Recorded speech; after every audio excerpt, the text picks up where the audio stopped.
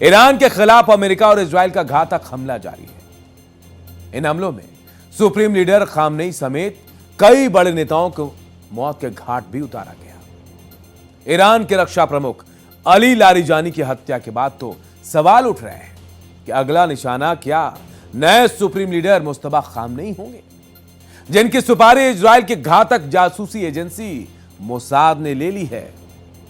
हम आपको बताएंगे कि किस तरह से मुस्तफा खामनेई को लेकर मौत का प्लान तैयार है। हम टॉप एंगल में एनालिसिस करेंगे कि अगर मुस्तफा को भी अमेरिका इजराइल मौत के घाट उतार देते हैं तो फिर किसके हवाले ईरान की सुरक्षा होगी। आखिर वो कौन होगा जिसकी अगुवाई में इस जंग को आगे बढ़ाया जाएगा। इजराइल और अमेरिका के फाइटर प्लेन और घातक मिसाइलें आग उगल रही हैं। इन दोनों के ऑपरेशंस में अब तक ईरान के कई बड़े सैन्य कमांडर, वैज्ञानिक और शीर्ष राजनीतिक नेता यानी टॉप लीडर्स मारे जा चुके हैं। पहले हम आपको बताते हैं कि जंग शुरू होने के साथ ईरान के किन किन बड़े नेताओं को मौत के घाट उतारा गया। ऑपरेशन रोरिंग लायन अभियान के तहत ईरान के शीर्ष नेतृत्व को गहरा नुकसान पहुंचा। ईरान के शीर्ष नेतृत्व का खात्मा हो गया। ईरान को सबसे बड़ा नुकसान 28 फरवरी 2026 को तेहरान में अमेरिकी इजरायली हवाई हमले में हुआ, जब सुप्रीम लीडर ईरान के अयातुल्ला अली खामनेई को मार दिया गया। ऐसे ईरान के इतिहास में अब तक का सबसे बड़ा नुकसान माना जाता है। उसके बाद खामनेई के वरिष्ठ सलाहकार और पूर्व रक्षा मंत्री अली शमखानी को भी अमेरिका और इजराइल ने ठिकाने लगा दिया। ईरान के लिए खामनेई की मौत के बाद यह दूसरा सबसे बड़ा झटका था। सुप्रीम नेशनल सिक्योरिटी काउंसिल के सचिव और कद्दावर नेता अली लारिजानी की मौत।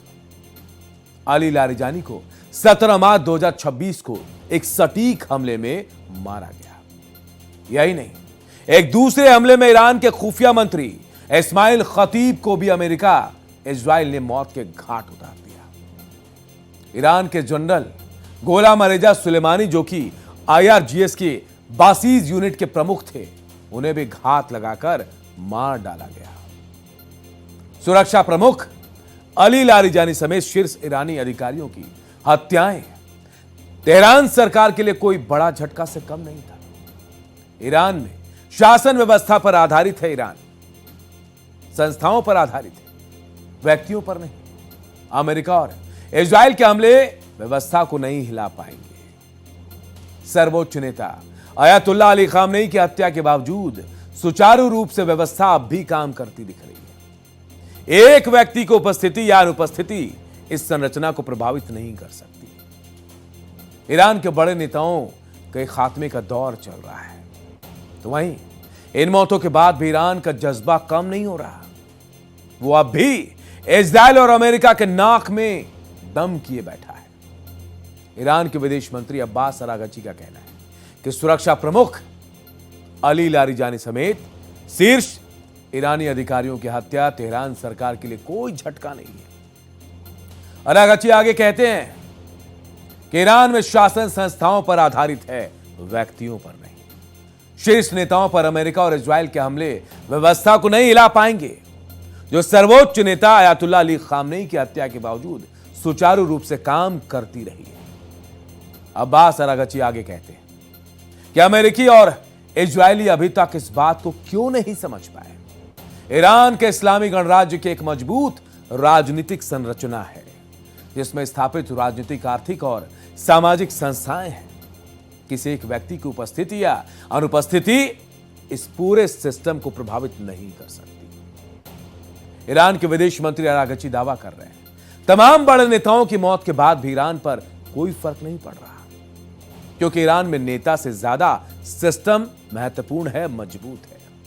लेकिन सवाल उठता है कि क्या वाकई खामनेई, लारिजानी, सुलेमानी के खात्मे के बाद अगर सुप्रीम लीडर मुस्तफा भी गायब हैं, तो फिर ईरान को आखिर चला कौन रहा है?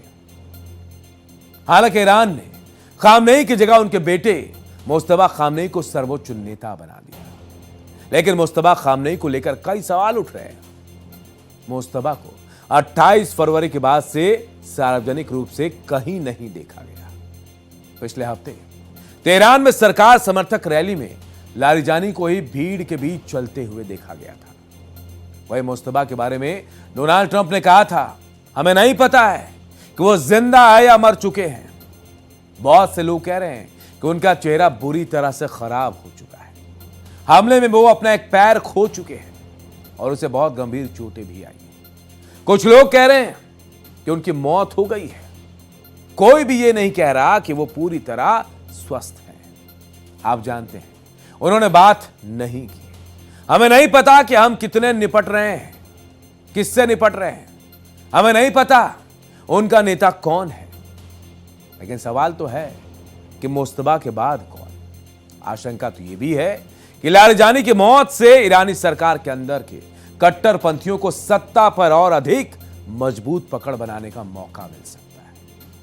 मीडिया रिपोर्ट के मुताबिक ईरान के राष्ट्रपति मसूद पेजेशकियान, न्यायपालिका प्रमुख गुलाम हुसैन मोहसेनी एजई और गार्जियन काउंसिल के एक शीर्ष धर्मगुरु वाली एक अंतरिम परिषद अली खामनेई के कार्यभार संभाले हुए हैं। जानकार कहते हैं लारिजानी संसद अध्यक्ष गालिबाफ के साथ साथ ईरान के इस समय सबसे महत्वपूर्ण नागरिक नेता थे। इसलिए आशंका है कि उनकी जगह कोई और कट्टरपंथी नेता आ जाए।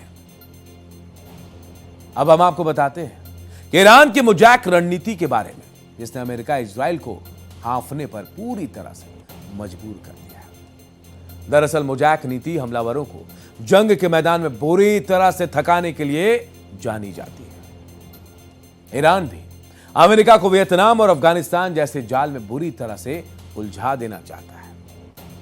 इसी मुजाक नीति के दम पर तालिबान 20 साल तक लड़ाई करने के बाद भी जिंदा रहा। आपको बता दें कि जिस तरह से ईरान पलटवार कर रहा है, उससे साफ हो जाता है कि उसने अपनी डिफेंस स्ट्रैटेजी में बड़ा बदलाव किया है। उसने डिसेंट्रलाइज्ड मोजाक डिफेंस डॉक्ट्रिन को पूरी तरह से लागू कर दिया है। इस स्ट्रैटेजी के तहत आईआरजीसी के प्रांतीय कमांडरों को पूरी आजादी दे दी गई, यानी उन्हें किसी तरह का ऑपरेशन चलाने के लिए अब केंद्रीय सैन्य नेतृत्व यानी सेंट्रल कमांड की मंजूरी लेने की जरूरत नहीं। अमेरिका और इजराइल ने ईरान के सेंट्रल कमांड लाइन पर हमला किया है, जिसके बाद मुजाक डॉक्ट्रिन को लागू किया गया।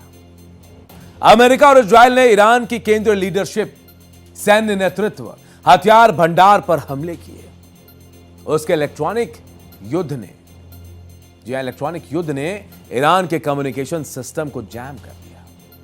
केंद्रीय नेताओं को मारा जा रहा है और इसीलिए ईरान में प्रांतीय सैन्य अधिकारियों को अपने हिसाब से युद्ध लड़ने के अधिकार दे दिए गए, ताकि उन्हें कोई कदम उठाने के लिए बार बार इजाजत नहीं लेनी पड़ी। मोजाक डिफेंस सिस्टम अफरा तफरी के हालात में निपटने के लिए बनाया गया था। ईरान के विदेश मंत्री अब्बास अरागची भी कह चुके हैं कि ईरान अब तय करेगा कि लड़ाई कब और कैसे खत्म होगी। मोजाक डिफेंस युद्ध में बहुत मुश्किल है। आपको थका देंगे और थकने पर मजबूर कर देंगे, और इसी नीति पर ईरान काम कर रहा है।